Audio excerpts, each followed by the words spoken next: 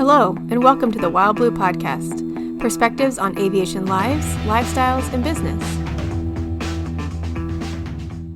Hey everyone, welcome back to the Wild Blue Podcast. My name's Todd Midden, and I'm here with friend and mentor and man of all, I'm not sure what you are, Chris Kirk. It's good to be back with you again for another podcast. And we have an interesting guest today that I think we're going to learn some things from about flight training, about the flight school business, about the Kansas City downtown airport. Who knows what else we might learn? We'll see where this goes. But Kiera Neifach, welcome, and thank you for joining us today. Thanks for having me. So tell us who you are, what you do, and just a little bit of background about ATD, if you would. Sure. I run operations at ATD. It's ATD Flight Systems. We're a flight school and an air charter. As of this year, we've actually separated out the flight school, so it's ATD pilot training. So there'll be some rebranding going on. I didn't think I knew that. Yeah. So they're basically two different businesses, so they kind of deserve their own separation there. But I do operations. My dad started the company in '96, more or less in a closet in hangar 6B down here at the downtown airport. And it started as just a really, at the time it was new, but we laugh at it now, a simulator. The name ATD, I believe it's alternate training device. That's kind of how it started. I don't think the intention when he started was to grow it to this level. It was just going to be a simulator option down here. So after a little bit of sim training, he realized he was kind of missing a market, not having aircraft. So I believe his first one was a Cherokee. So he added to the fleet, then it just kept growing. There's been ups and downs, of course. So the recession kind of took a hit on the school, but as everyone's aware now, aviation's just blowing up. So the last 5 years have just been night and day as opposed to what it was when we started. So it's been exciting to see it evolve into what it is. I think we're up to 15 airplanes now and 2 simulators. So we've definitely got a lot more going on than a closet these days. And how many students are you typically working with right now? It kind of varies because a lot of students work at different paces, and we want to keep it that way. We don't want to tell people kind of like what our competitors do. You have to be done by this point. So I'd say at any given time, there's probably 60, 75 students, but a lot of them are only flying one day a week, or this is just like a bucket list thing. So we kind of cater to everybody. And then we also rent as well. So we have renters that come in. But yeah, we're at every month. I'm like, time for another warrior, time for another archer. We just have people I keep seeing the applications coming in. So it's a good time to be a flight school. So if you ever fly, I'm sorry, Todd. There's so many questions are running through my mind right now. Yeah. Seriously, I think you're the same way. Everything from finding flight instructors to our students coming from outside. I think it's important to note, I think ATD is a premier flight school in the Kansas City area. And there's some other flight schools, and that's not too... I would say you guys are definitely the most well-known. Yeah, most well-known, and that's some staying power. 1996 and going strong in 2024. How many flight instructors are there right now? I believe we have about 17 right now. Wow. And believe it or not, that's the easiest part. We've got a pile of resumes. Like there's Really? People chomping at the bit to work at ATD. Sometimes we'll get calls from recruiters and we just laugh because we're like, we don't need your services. Why is that instructors want to work for ATD? I think, everyone who is instructing, I would assume, is looking to go on to the airlines, looking to go on to, maybe an air share type space. And it's all about getting those hours. And we've had, the last year or two, we've had instructors hit those hours within a year, as opposed to most flight schools. I would say it takes time to ramp up your hours, ramp up your student. Sometimes there's schools where you kind of have to go find your students, and that's not an issue at ATD. We basically, when they say I'm ready for another student, we give them a pile of phone numbers and say every single one of these people want to train. So give them a call, and then it's just easy for people to come in. And we had someone who's just started, this was the fastest, but when they're just getting started, usually the paychecks will be like, oh, they did 10 hours this week, and then it will slowly go to 15, and then it'll go to 20. But our last hire is flying already 30 hours a week with students, and he just started. It's just the demand is that high that if you're hungry for hours, you can come in and just start flying. Crazy. So I want to interject here real quick. I want to give you this opportunity because if somebody's listening here early on and they're not listening later, how do they get a hold of you? If they're a CFI or there's somebody that has a good resume that you would like, do you want to give out your contact and let them know how to get a hold of you? Sure. Actually, Andrew Waterland's our chief flight instructor, and he does all the hiring for CFIs. I won't give out his email because he's not here, but mine is Kiera at atdflightsystems.com, and that's Keara. Okay, so Kiera at atdflightsystems.com. Okay, Yeah. And a phone number? 816-221-8455. Okay, great. That way I don't forget. Yeah, you can also send them to dispatch at ATD Flight Systems, so they get a lot of resumes too, and send them our way. But also we're kind of at an advantage. We have Andrew's also a DPE. We have 2 in-house DPs, Andrew Waterland and Jim Rainin. I don't believe Jim can do CFI initials yet. He can do private instrument commercial. But so Andrew does a lot of the CFI initials around here because there's not every DP can do it. Right. So he gets to see, like he did one a couple days ago, and I won't say the name, but he was like, I want to hire that guy.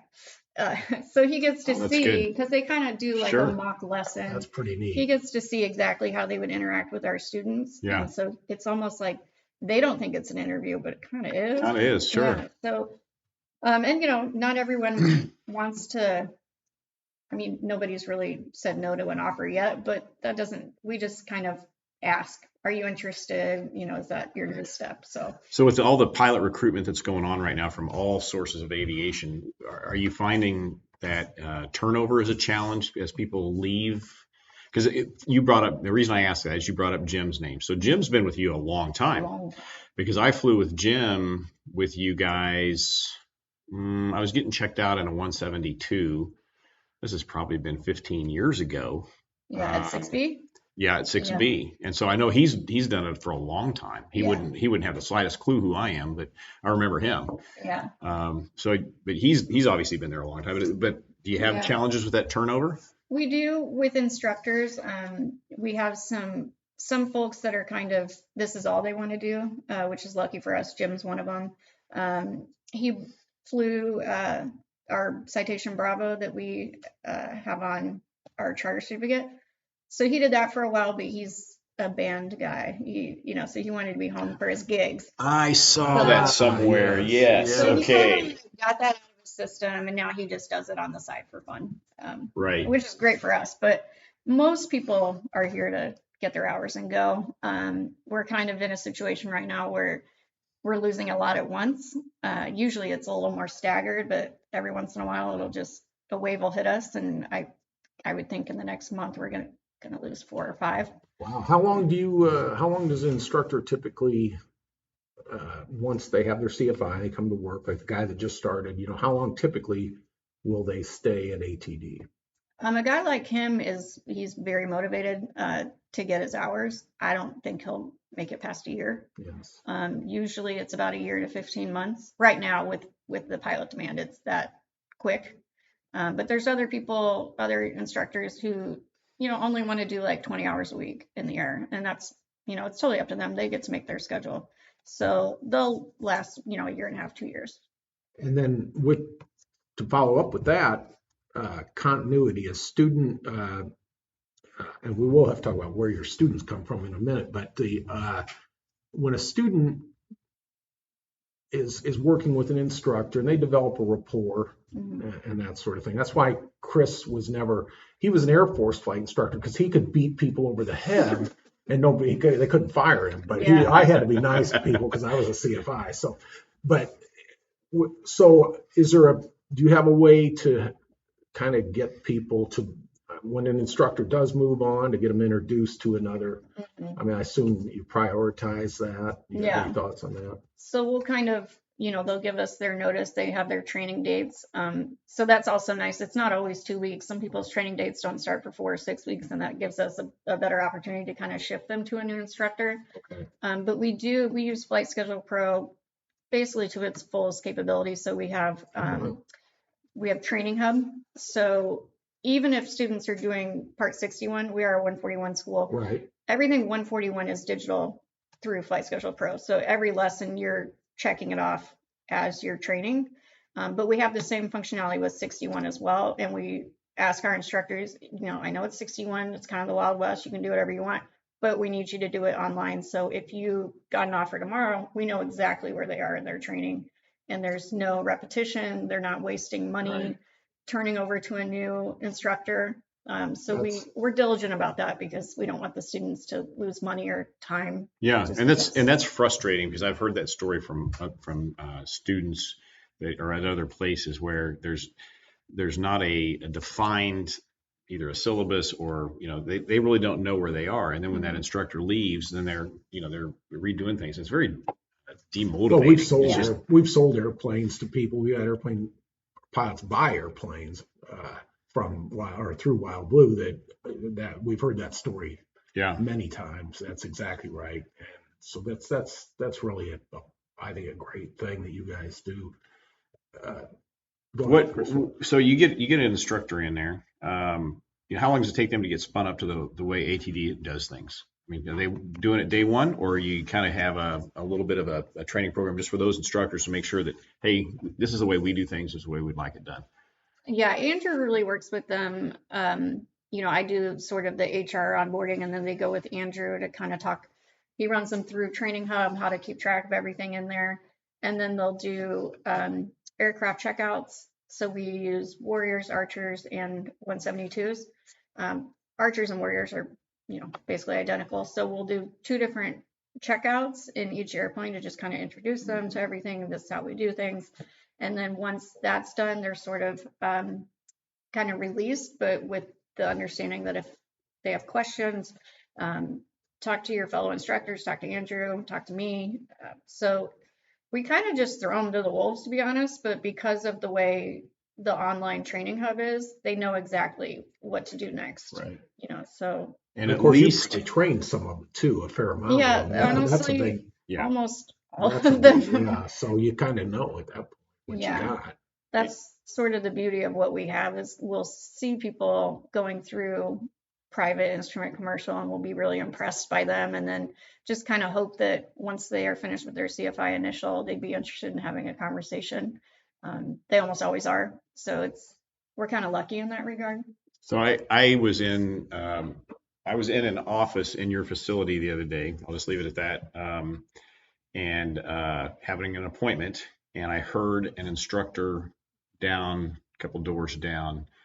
They were doing I don't know if it was a pre-flight, but it was ground school on a twin. It was whoever that person was. I never saw him, but his instruction, I was just sitting there listening, and his demeanor and professional, I was impressed. I'm just sitting there going, I'm just kind of learning a few things. He was just talking about twin stuff, but he was very good. I was just like, okay, this is cool. I like hearing that because we've all heard the other from somewhere, but I was like, wow, this is impressive to hear.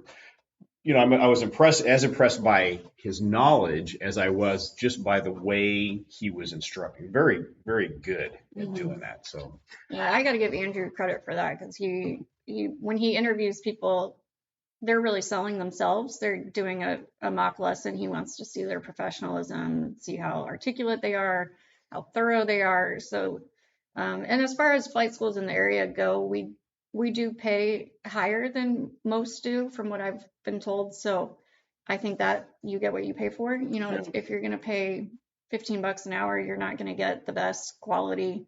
But we pay quite a bit. So people are motivated. They want to keep their job, to keep making money while they're getting their hours, and works out. We'll touch on another aspect of this in a minute, but at least a year ago, you guys had made a huge amount of headway in standardizing your airplanes, where they were very, very, very similar on the inside. Heck, the outsides were pretty similar, different colors, but they they kind of reflected your brand. Yeah. But so I think that helps. And I know that, we'll touch on what we can touch on there later. But I think that makes a big difference when students aren't, getting from one set of avionics to the next set, and in any case.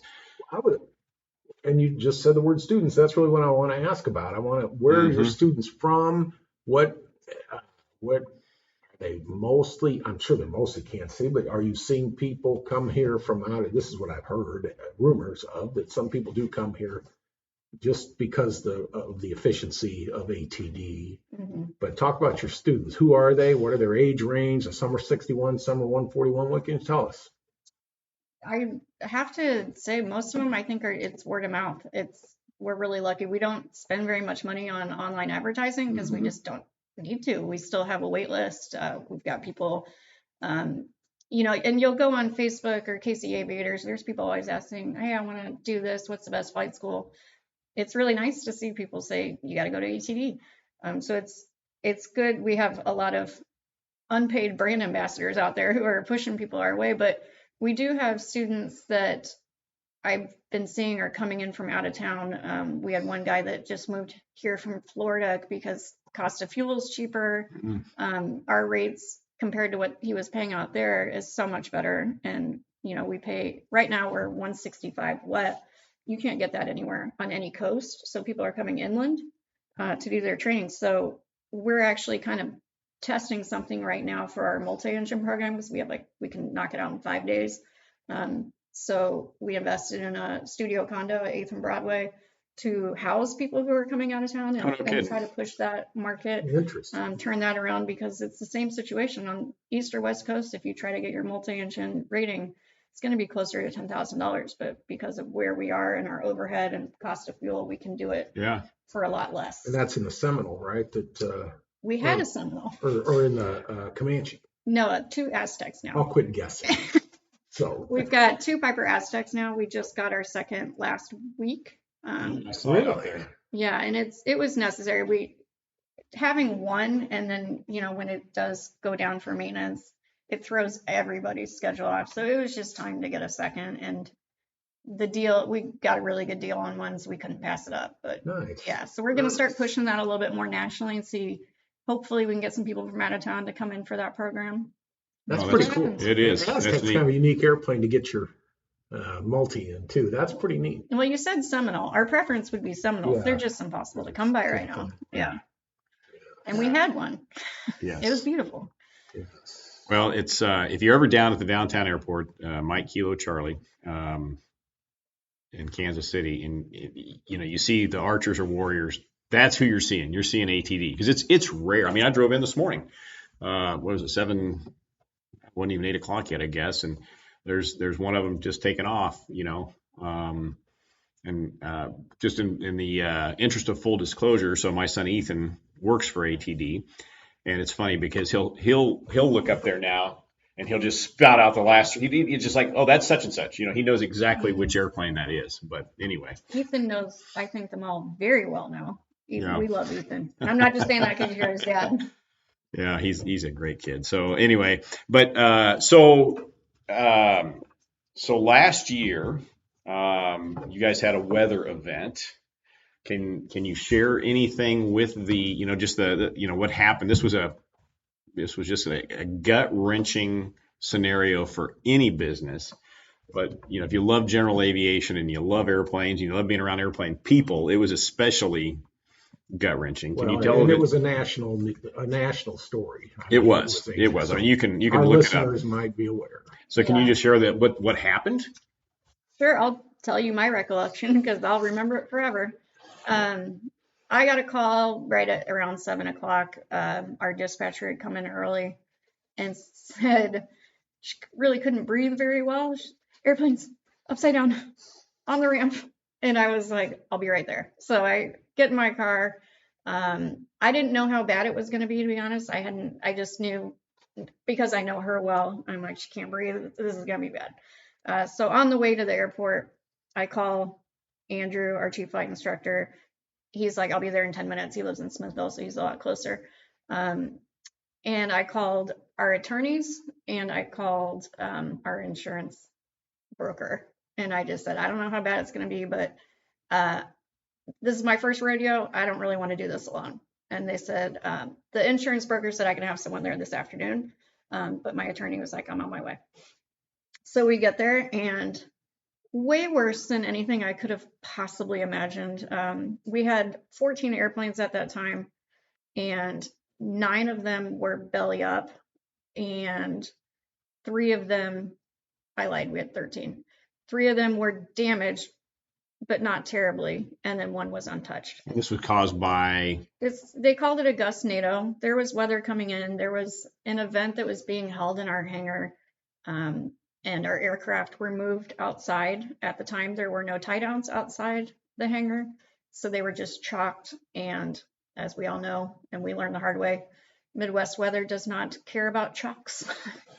So they called it a gust NATO, and really our end of the airport got the brunt of it. It's almost like this gust NATO was out for ATD because it was only our aircraft that were damaged. And it's not one of those things where you're like, oh, maybe we can fix some of these. They were like crushed up soda cans, and it was insane. I'll never forget it. I remember at one point just looking out and saying, I feel like my family's legacy is just slaughtered out here on the line. But everybody really came together for that. It was, like you said, anyone who does anything in general aviation, that hurt. It hurt everybody to see it. It was just, I still remember, I was actually on a trip and I got a text about it with pictures. And I'm like, oh my gosh, I can't believe it. And, if you're a business owner, think about this. In one fell swoop, like that, 80% probably or more of your ability to generate revenue is gone overnight. That's what I tell people. If planes aren't in the air, we don't make money. We're not a business unless the plane's in the air. I don't think it can be overstated how literally crazy the whole thing was, how shocking it was. Because again, this was as big a damage event as there probably has been in several years. Well, unless you talk maybe a hangar fire or a hangar collapse or something of that nature somewhere around the country. But all the damage was to just ATD airplanes. It was the weirdest thing. It was almost like I couldn't process that. Like, no, seriously, there had to be 1 or 2 other airplanes. Right. I mean, it was the weirdest event, and it was heart-wrenching. So, but you guys have recovered from that. So you had you had a lot of community support. A lot of people kind of rally around. I think everybody's just like, we can't let this go. But what's the most impressive to me is just how you have turned this around in such a short period of time. I mean, you've sourced how many airplanes in that period of time? We actually have 2 more than we did. So we're up to 15 now. So we replaced the 9 that were totaled, repaired the 2 or 3 that were damaged, and then added a couple as well.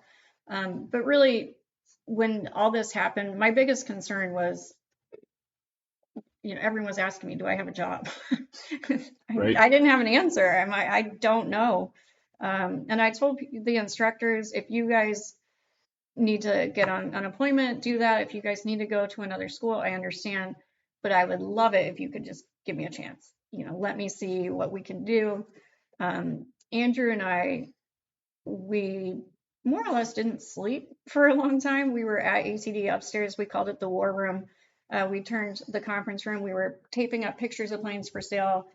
So we had one wall that was leasebacks that people were willing to loan us because people were amazing. Rev Aviation, they've got a few locations, but the Council Bluffs location, they were the first to see the news and said, we'll get you planes. So that's so amazing. It was amazing. So they got us a few airplanes, so we were able to at least get the current students that we had, and we were focusing on the people that were closer to check rides. We didn't want them to lose momentum. So we did that. We had our one plane that was untouched, and I think it did like 160 hours that first month because it was the only. What was that airplane? 3.6 Mike. It was a Warrior. Warrior, okay. Yeah, and then so Andrew and I just went for it. I mean, we found some airplanes, and like you were saying, our fleet was well equipped. Like we had put so much money into those avionics, so much money into paint, and so I think, having to lower your standards was the hardest part. We didn't buy anything that it didn't at least have a 430 in it. We didn't want people to just come and start flying in things that aren't equipped at all. So we got what we could, but now we have a rotation going with Midwest Avionics, Levi Self out of Lee Summit. So we'll just constantly have planes going in and out until February of 2025. So we're about to get the second one that's done in probably about a week. It'll be done. And then we send another one, and then it'll just keep rotating. That's awesome. He's a great dude. He's a great guy. And he does really good work. But, to be honest, the insurance money that we received, everyone knows, you guys are in the business, the cost of airplanes has gone up insanely. So we had increased the value of our airplanes, but you can only do that, once a year. And even within that once a year, costs had gone up. So the money that we got, we were able to secure 6 of the 9. And then my husband and I bought 2 to try to help get more. And then really we're just trying to, as far as financially, we just want to be able to get them back to being more like a uniform fleet. We feel like that's what we were known for. And so for us to we don't want to lose that reputation of having well-equipped planes that are nice, something you're proud to fly.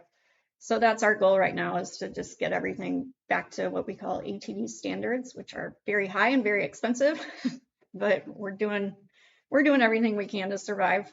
And really, if it wasn't for Andrew, I think I would have quit. Not quit. I think I just would have said it is what it is. We had a good run. Well, I think it's a real testament to your leadership and the leadership of your team pulling this off. I think it says just volumes about who you guys are. And frankly, I think if you're looking at getting into flight training, that alone should be a huge point in your decision-making process. Because anybody that can do that was just, I don't know if there's a better word than Herculean or not. That was just and I'm still in awe of it.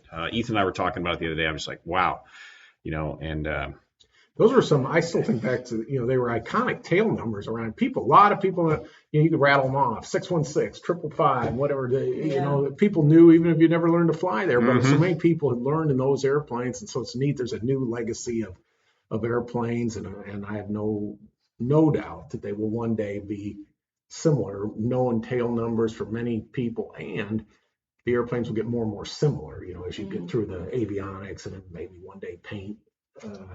Well, I know I have to give credit where credit's due. It's because the community came together. Somebody started, Andrew Troja, an old instructor of ours who's now at AirShare. He started a GoFundMe. Is he the one that started that? Yeah, that's so cool. Yeah, that was really, really sweet of him. And, everyone was posting on Facebook, sharing the link. And at the end, I think it was around $30,000. And I told everyone, I'm going to use these funds to pay the instructors what they've been averaging for their pay so that they can still pay their bills. They don't feel like they need to jump ship and go find something else, because I just don't want to lose them. Yeah. And so that's where all that money went, is to just keep them staying afloat, keep them paying their rent and everything. And then that number became sort of like had to work backwards from that number. Like, okay, I have 2 months basically to get this figured out. So Andrew and I, again, back to the war room, once we had a few planes on lease back, we started our wall of maybes and definitelys. And there were people too, like there was a guy in Nebraska who had just purchased we have it now, it's 51 Zulu. He had just purchased it, but he felt so bad for us that he was like, hey, I just bought this Warrior. I'll just turn around and sell it to you. You guys need it more than I do.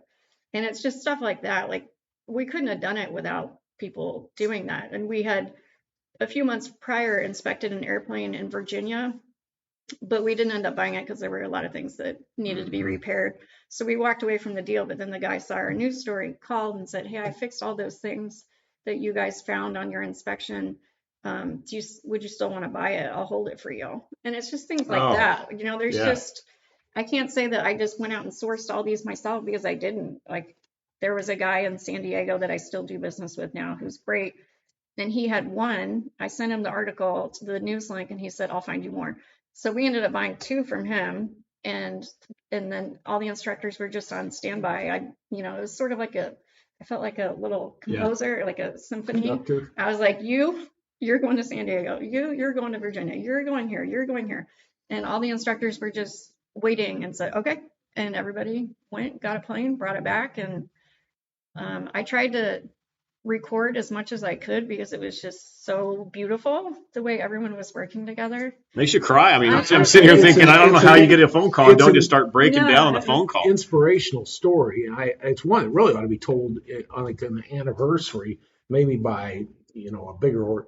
Not that we don't have millions of listeners to our podcast, but I mean, more people ought to hear this story. AOPAO is doing an anniversry story. Are they really? Okay, fantastic. Andrew and I were in Houston a couple weeks ago for Redbird puts on a sort of like a big conference every year for flight schools. And so Andrew and I went to it. It was an amazing, like, totally recommend anyone who operates a flight school. You should definitely go. The FAA comes, there's all these ways to improve your flight school. We found it really beneficial, but AOPAO was there. And so I kind of connected with a lot of people. And then after the fact, I just sent them an email, because they had reported on it at the time of the incident. And I just felt like they'd be the right outlet to do an update, how we recovered. And I'm going to tell them the same thing I'm telling you guys, that it was a community effort, not just management, not just our CFIs. It was everybody. I mean, people who got their license with us 15 years ago were donating and sending kind words. Never seen my dad cry so much. It just has turned out to be a cool story. It really has. Do you guys feel like you're fully recovered yet? No. How far do you have to go, do you think? I mean, the hardest part of this recovery has been, how do we get the planes back to our standards? The cost of avionics, the cost of labor, the cost of everything is just insane.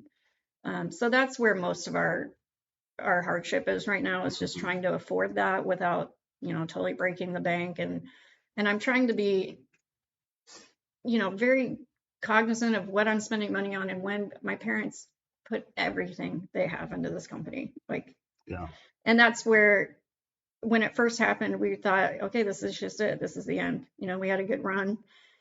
But then within a couple of days, and talking to insurance and talking to other people, even though we could have just closed our doors, it would have really hurt my parents financially. And so that's where it became like, okay, we don't have an option anymore. We have to fix this, because otherwise my parents just spent their whole life to go bankrupt, basically. So, and Andrew has been with us since 2006, I believe. Oh, wow. I mean, he was fresh out of K-State. I call him the brother I never wanted. At this point, he's just been part of the family for so long that he felt that urge, like, I don't want to see this go down either. He loves this company. He helped build this company. So again, could not have done it without him, without the community. Well, it's just such I'm, like I said, other than getting checked out in the 172, I've never done any flight training, because my stuff was all done way before you guys came around. But I'm so glad that you, after the shock factor had to have been just unbelievable, but you got past that shock factor and could start to see the light of day. And I'm so glad that you guys, took that path. Yeah, we have this memory. We were up in the war room, and we were counting. We had moved a bunch of papers to the in contract wall, and then we're counting, and we're like, there's like a lot of airplanes in contract. And we kind of looked at each other and we're like, wait, did we just do this? Did we just do it? And we're like, I think we did it. So that was a moment that's like seared in my memory, because it had been, I had an ulcer. It was the most stressful time of my life. And I have little kids. So like, I was trying to also be a mom to young boys, and and Andrew has little kids too. It was really hard for both of us.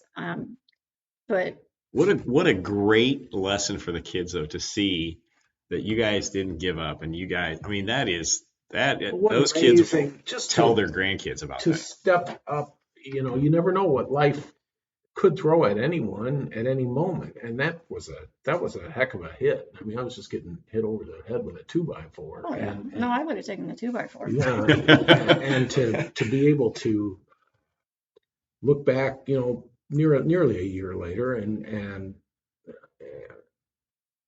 be able and see that what's happened, it's just got to be an amazing feeling. I know it amazes people on the outside. It's just crazy. Yeah, it's crazy. We still have days where we look at each other and we're like, how did we do this? Because it hasn't even been a year. We're about a month out from a year. Yeah. So for us to be, not only we have all the aircraft of, the numbers that we had back, but 4 of them are lease backs. So we're still not, ATD as a company is not fully back with its fleet yet. We're going to slowly do that. Because you guys own all those airplanes, right? They weren't, which is a little bit different than some flight schools, because a lot of flight schools do the leaseback model, but you owned them all. Yeah, it's really hard to make money when you're leasebacking fully. It's and it's not just that. We used to lease back a lot more, but if you know my dad, he is such a stickler for safety that he just has this mentality. There's no expense that's not worth it for an airplane. So he wants his planes to be as safe as possible, and that's expensive. Yeah. And so didn't want to have to argue with the owner. Yeah, and that's what it was. We were just the owners were arguing like, you didn't really need to do that. It could fly without that, and it's like, but it could, but not the way we wanted it to, not to the safety.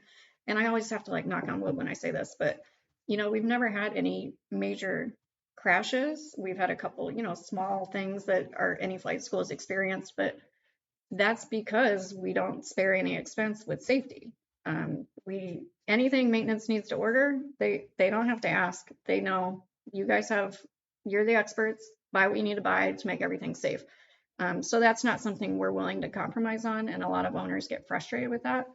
And the 4 leasebacks that we have right now are 3 of them my husband and I own, and 1 is a friend basically who understands that. That's good. You kind of control it. Yeah. So that's why we just don't really try to do that. But ATD as a company probably needs to get 2 or 3 more Warriors or Archers to get fully back to where they were. But again, right now our focus is on getting the ones we have up to snuff, and then we'll slowly start adding again. Yeah. Wow. I wanted to slightly pivot, but you're kind of headed that direction unless you had more on. So where a year from now do you see things, and then just and not just at ATD specifically, but in the flight school world? I think it's fascinating that that's a business that is almost transitional or secondary, or used to be. Like FBO would have a selling gas, and also have a maintenance department and so on. But then they would and we do a couple Cessnas here with those little green signs. Learn to fly. Learn to fly. So that's not like, this is your business. Where do you see it though going forward? And obviously we haven't talked about the charter yet either. There's some charter you guys do, but let's focus on flight training, because that seems to be so important. Talk about the future. This pilot shortage is not going to last forever, and we recognize that. There's a few things that, it's always a learning process when you go through like 2008, the recession, kind of seeing what hurt the company at that time, because it was tough. My dad will be the first to say we didn't think we were going to survive that. But the first thing people do when they're trying to save dollars, they're not going to go out and take flight lessons. But at the time, we also didn't have any lenders to work with people who wanted to make a career out of this. So it was more like either your parents were really wealthy and could afford to put you through this, or you're older and you've saved enough money to do this as a career. But we've sort of eliminated that process. We have 2 lenders we work with, Meritize and Stratus. And I'm going to talk about where I want it to go, but I also have to be realistic. We are still coming back from something major. So what my hopes and dreams were before the storm, I'm still focused on them. I just have to be realistic. They might be some years out, but. Well, and just interrupt briefly to say, I'd be curious, because in a general sense, even, and our listeners are around the country. So, you could be talking about somebody in a whole different part of the country, giving them some thoughts. So. Yeah. Well, I went to a conference in Vegas 3 weeks ago. It was put on by an organization called the IAAC. And basically, historically, because flight schools, unless you're part of UCM or K-State or a college or university, flight schools aren't something you could use 529 plans for, or the Pell Grant or FAFSA, and to me, that's the biggest, because you haven't been able to use those, that's the biggest barrier to entry. Because we're still, even though we have lenders, 99% of the people that are using them have cosigners. So you still have to be privileged. You still have to have someone in your life that can sign on that. So there's still a pretty high barrier there that's discouraging people. I gave a tour to a kid a few weeks ago, and I saw his loan application come in and get denied and never heard from him again. And that breaks my heart, because that kid was so excited, really wanted to learn how to fly, but he just doesn't have the means to do it. So that, to me, is where we're going to get around falling into a recession again. If you have students that can come in from California, where it's way too expensive to learn how to fly, and use FAFSA to get their training with us, then I want to do that. I want to be able to offer that. So that's sort of what I'm trying to get accomplished in the next year. It's it's the Department of Education. It's not easy. A lot of red tape, hoops to jump through. But to me, getting that, because you open up so many avenues of opportunity. You have FAFSA, Pell Grant, the VA GI Bill, like everything just opens up. And that, to me, is the way to set your school up for success for the future, is removing those barriers to entry. Because if there is another recession and kids want to learn how to fly, they're not going to go to the school that's private and they don't qualify for a loan. They're going to go to the school that actually helps them and gives them the opportunity. But UCM, K-State, they're great schools, but everyone's kind of saying the same thing, that they have a hard time keeping their planes in the air, hard time keeping instructors. And we want to be able to not fall under that bucket. What can we do? Keep our planes in the air and remove that barrier to entry. And that's where my focus is. Well, the little secret I have to say about flight training is, when everyone else quits learning to fly because they're discouraged because the airlines aren't hiring, that's the time to be learning to fly, because you'll be at the front of the line when the field starts back up. Those are the people that have some of the best airline careers, the people that end up in getting hired shortly after an airline starts hiring after a long break. Yeah. Yep. That's exactly right. Not unlike starting a business in the downtime. Yes. Because if you start in the uptime, you don't get to take advantage of all that. That's a fact. Well, I'm gonna kind of wrap this up, and I'm gonna ask if maybe at some point you would be willing to come back, because this has been, to use Todd's word, that I've all of a sudden adopted, and I use it too much all the time. It's fascinating, but it's true. It is. It's just it's great, and I've learned so much, and gosh, it's just. It's inspirational. It is. It's super inspirational. And I've got, I still got so many questions just kind of floating around in my head, and a lot of other things. So maybe at some point in time, maybe a year down the road, we can look at doing this again. To the 2-year anniversary. Kind of see where you are, and and then hear a little bit more about the charter side of the business, and because it's such a cool story. It really is, and I'm so appreciative of your time, and thank you for coming in. So I'm going to leave it with you, though. Do you have any last thoughts, little tidbits of advice or words of wisdom you want to share before we close this out? I don't really have any advice, but I do have a lot of gratitude, and I just want to thank everyone who is listening that was a part of our recovery. Again, it was totally community effort. And I have to thank people for sort of lowering their standards with us this past year. Our planes are not what they were, and people are being very kind and understanding that prices had to go up, quality went down, and they get it. And so the instruction and the quality instruction is great. Yeah. And we didn't buy bad there's nothing wrong with these aircraft. At any other school, they'd be like, these are nice airplanes. We just had a reputation for having, dual G. And you're coming back. You've got a plan. You're not just sitting there and saying, oh, well, this is it. Yeah. No, we're working on it, but everyone's been very patient and supportive, and that has meant everything. Yeah, I just want to be careful not let somebody who's considering coming from out of town, ATD Flight Systems. You should. Yeah. If you're considering a flying career, you should come and see the facility, Come take a see what tour, see what we got. because What's your website?